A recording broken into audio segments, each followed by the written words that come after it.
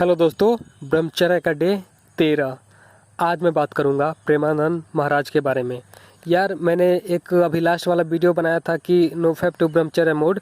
उसमें एक बंदे ने कमेंट किया था कि तुम अच्छे बंदे हो, मैं तुम्हारी सारी बातें मानता हूँ और तुम अच्छा बात बताते हो, बट तुम इन लंडू फंडू बाबाओं के चक्कर में मत पड़ो। ये हिप्नोटाइज कर देते हैं और बिना प्रैक्टिकल एक्सपीरियंस किए हुए किसी को इसका एक्सपीरियंस नहीं हो सकता। उसके कहने का मतलब था कि बाबा ने भी अपने वीर्य का नाश किया है और तभी उनको ये सब नुकसान पता है कि हाँ ऐसा ऐसा होता है।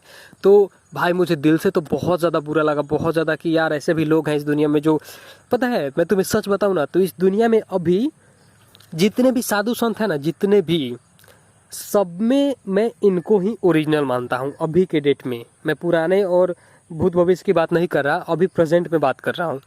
और उस भाई ने इतना बोला, कमेंट किया, तो मैंने रिप्लाई भी किया कि भाई मतलब इसको मैं डिलीट भी कर सकता था, तो मैंने रिप्लाई करना बेटर समझा। बट पता नहीं उसको कैसा फील हुआ रिप्लाई मेरा देख के। मैंने ऐसा उसको कमेंट किया था कि भाई जिस तरह एक माँ अपने बेटे की स्थिति सब कुछ जान जाती है ना, उसको फील करना नहीं पड़ता, वो देखकर सब कुछ पता लगा लेती है, उसी तरह बाबा लोग होते हैं। तो पता नहीं उसको क्या हुआ, डिलीट कर दिया वो। तो मैं उसके बारे में ये बताना चाहता हूँ कि भाई बाबा प्रेमानंद बाबा ऐसे नहीं हैं।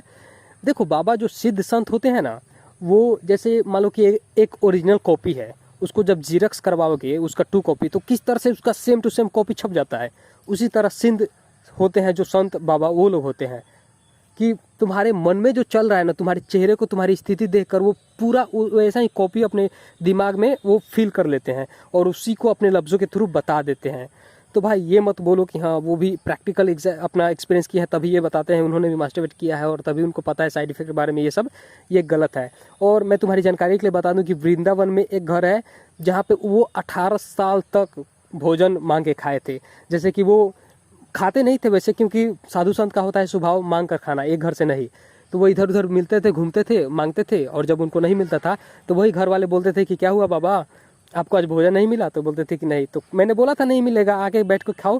तो ऐसे करके वो 18 साल तक एक ही घर में, अभी वो वृंदावन में मतलब जहाँ भी रहते हैं वहाँ पे वो लोग आए भी थे और न्यूज़ चैनल में भी ये वाला रिपोर्ट आया है। तो ऐसा मत बोलो यार, दिल से बुरा लगता है। बट फिर भी मैं बोलूँगा तुमको कि ठीक है, मैं 1 सेकेंड के लिए मान भी लेता हूँ कि इन्होंने प्रैक्टिकल करके एक्सपीरियंस लिया है। तो अभी कितने सारे बाबा हैं जो इसमें अभी डूबे हुए हैं, और कितने इनके उम्र के लोग, मतलब क्या बताऊँ। चलो मैंने मान लिया कि प्रैक्टिकल करके और ये निकले हैं इससे, तो तुमने भी कर लिया ना भाई, ये तो निकल चुके हैं, इनका तो लाइफ अब खत्म है मान लो, तुमने भी कर लिया ना प्रैक्टिकल, तुम भी निकल जाओ, बस इससे ज़्यादा मैं कुछ नहीं बोलूँगा, ठीक है। तो इतना खतरनाक रिप्लाई, मतलब ये कमेंट था ना कि मुझे रिप्लाई करना पड़ा, और क्या लगा उस बंदे को डिलीट कर दिया। बट भाई मुझे बोलना पड़ा क्योंकि वो बहुत बुरा लगा यार दिल से, कि मैं जिनको गुरु मानता हूँ और उसके बारे में ऐसा कमेंट, यार बहुत बुरा लगा कि ऐसे भी लोग हैं जो ऐसी सोच रखते हैं। और एक और बात बता दूं कि मैं किसी को भी ऐसे अपना गुरु नहीं बना सकता, और नहीं मैं किसी पे इतना मतलब अंधा विश्वास नहीं करता किसी पे भी। मैंने इनके पूरे लाइफ को देखा, इनकी स्टोरी सुनी हुई है, और बहुत सारा, मैं बहुत मतलब मैं देखो, जब इनका 1 लाख भी सब्सक्राइबर नहीं था ना, 25-26 हज़ार सब्सक्राइबर था भजन मार्ग चैनल पे, तब से मैं इनको देख रहा हूँ, समझ जाओ। और आज तो ये इनका 50 लाख होने वाला है सब्सक्राइबर। और अभी तो बहुत ज़्यादा पहले से इनका वीडियोस में दम होता है, बहुत ज़्यादा डीप डीप बात बताते हैं। तो भाई भूल ही जाओ कि ये गलत है, ठीक है। मैं इनको भगवान मानता हूँ, और भगवान के बारे में ऐसा बोलोगे तो यार बुरा तो लगेगा ही। तो एक और बात, मेरे एक अमित भाई हैं, उनका अभी 90 डेज कंप्लीट होने वाला था, ठीक है। तो 90 डेज के आसपास वो थे ना, मतलब 80 के आसपास मान लो। तो जब मैं उनसे कॉल पे बात करता था तो उनके बातों में एक अलग ही टोन रहता था, निखार रहता था, एक लहजा रहता था, मतलब एक ऑरा रहता है, एक एनर्जी रहता था। और मुझे अंदर से ऐसा फील होता था ना, पता नहीं, मतलब हम लोग बात करते थे ना, तो कब आधा घंटा से ज़्यादा हो गया, मतलब 20-30 मिनट का पता ही नहीं लगता था। और मेरा दिल और दिमाग बोलता था ना कि यार मैं मतलब इनसे बात करता ही रहूँ, मैं तो फ़ोन रखूँ ही ना, ऐसा करता था। और वो बोलते थे कि यार ठीक है, हम मुझे काम करने जाना है, चाहे मैं सोना है, खाना बनाना है, कि फ़ोन रखते हैं। और मैं उनसे ये बात बोलना चाहता था कि यार आपसे बात करने पे ऐसा लगता है ना कि आपसे बात करते ही रहूं, मतलब ना करने का मन ही नहीं करता है। ऐसा मेरे अंदर से पॉजिटिव सोच उनके प्रति निकलता था।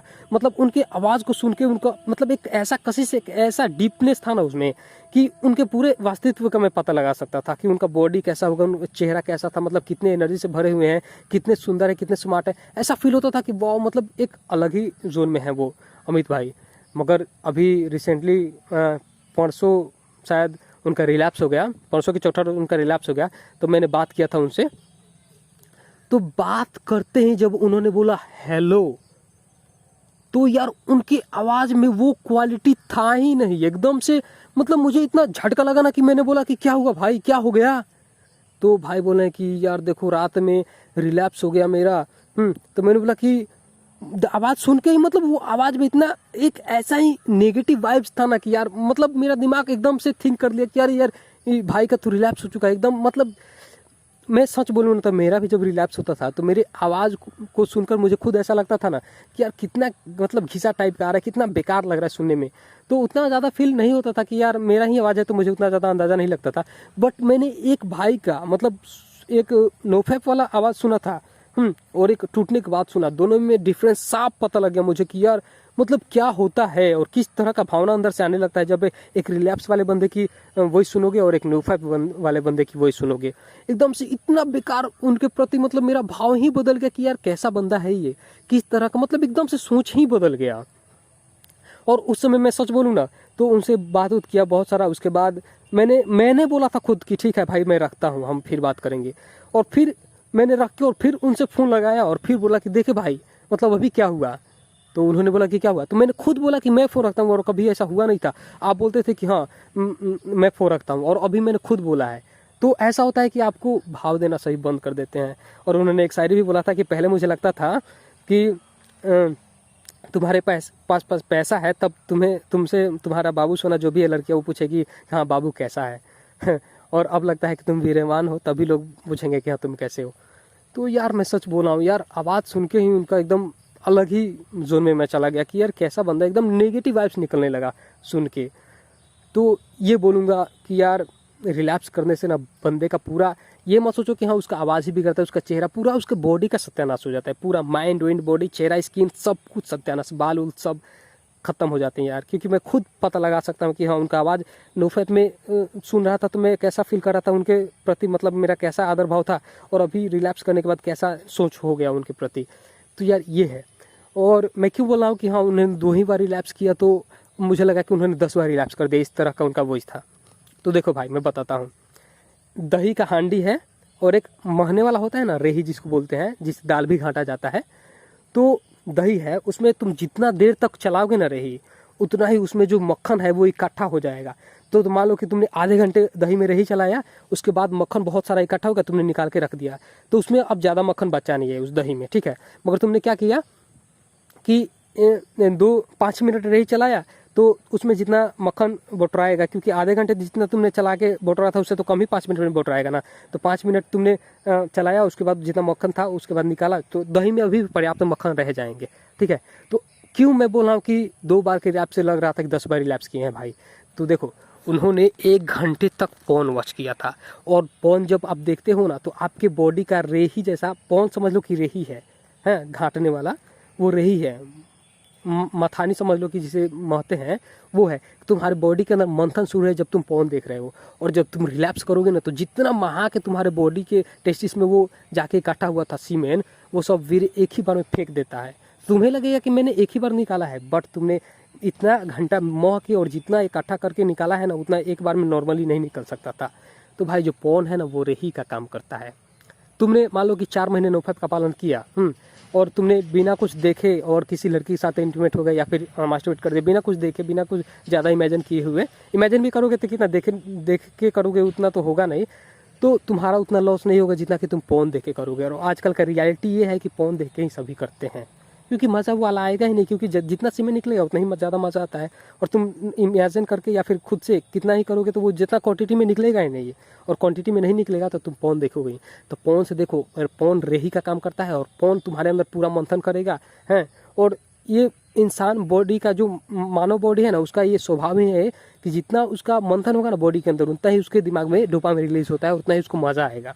तो यही है कि ना चाहते हुए भी जानते हैं कि हमारे बॉडी का सत्यानाश हो रहा है, हमारे ब्रेन का, हमारे स्किन का, हमारे पूरा मतलब अस्तित्व का सत्यानाश हो रहा है, फिर भी वो ना चाहते हुए पॉन देखते ही हैं, क्योंकि पॉन देखते समय हमारे ब्रेन में डोपामाइन रिलीज होता है। और वही जब इकट्ठा पॉन देख रहे हो तुम तो तुम्हारे बॉडी में मंथन हो रहा है और डोपामाइन भी रिलीज हो रहा है, मज़ा भी आ रहा है हाँ। और जब तुम निकालोगे तो बहुत ज़्यादा क्वांटिटी में निकलता है और बहुत ज़्यादा क्वांटिटी में मज़ा भी आता है। तो भाई मैं बोलूँगा कि तुम्हारे पास बीबी है या फिर तुम नोफैप में हो, रिलैप्स होता भी है ना तो भाई पोर्न से दूर रहो। पोर्न जो देख के करेगा ना सेक्स या फिर मास्टरबेट, उसका बहुत ज़्यादा नुकसान होगा, बहुत ज़्यादा लॉस होगा। जितना कि तुम नॉर्मल एक बार में करके निकालते हो ना, वो समझ लो कि तुमने जितना घंटा वॉच किया है उसके ऊपर डिपेंड करता है कि तुमने कितना घंटा वॉच किया है। समझ लो कि तुमने 1 घंटा वॉच किया तो तुम एक बार निकाल रहे हो, वो 10 बार निकालने के बराबर है। और तुमने नॉर्मल निकाला है तो वो एक बार का एक ही बार रहेगा। तो भाई पोर्न है ना, वो बहुत ज़्यादा सीमेन उससे खारिज होता है जब तुम पोर्न देख के मास्टरबेट करते हो या सेक्स करते हो, क्योंकि पोर्न तुम्हारे बॉडी के अंदर मंथन करके पूरा जो जितना भी मक्खन तुमने इकट्ठा किया है ना नोफेप कर करके, वो सब निकाल देता है, बहरी कर देता है, फेंक देता है।